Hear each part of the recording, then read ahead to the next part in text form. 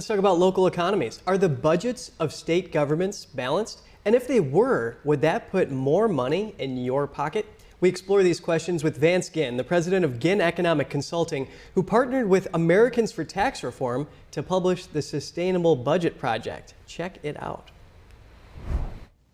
Hey, it's a pleasure to be with you today, Kevin. The Sustainable Budget Project is one that's put on by the Americans for Tax Reform. You can find it on their website, atr.org/budget project. And it goes through what would budgets look like if they didn't increase by more than population growth plus inflation, which is a good measure of the average taxpayer's ability to pay for government spending, because every dollar the government spends has to come out of our taxes, out of the productive private sector. So we need less of that. And we've seen too much spending at the federal level, which is contributing to all of our inflationary pressures. And we're seeing it too much at the state level. And that's what this whole project is really about, is to rein that in so more money can be in the pockets of Americans.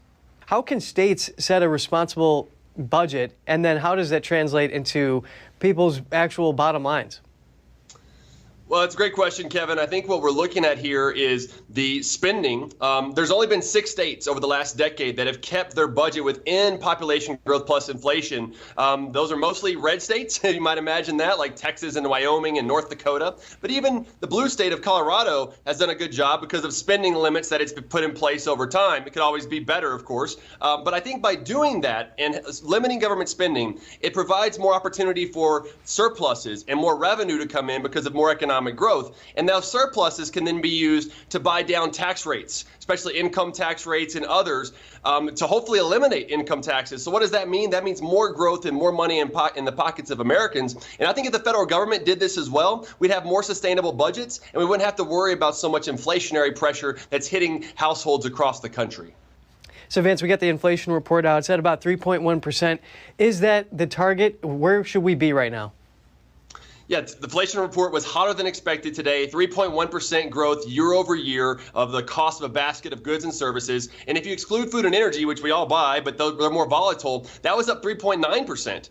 And the Federal Reserve would like the inflation rate to be closer to 2%. So we're almost 100% or twice as fast as inflation is growing than what the Federal Reserve would like. So my guess is that they won't be cutting interest rates anytime soon.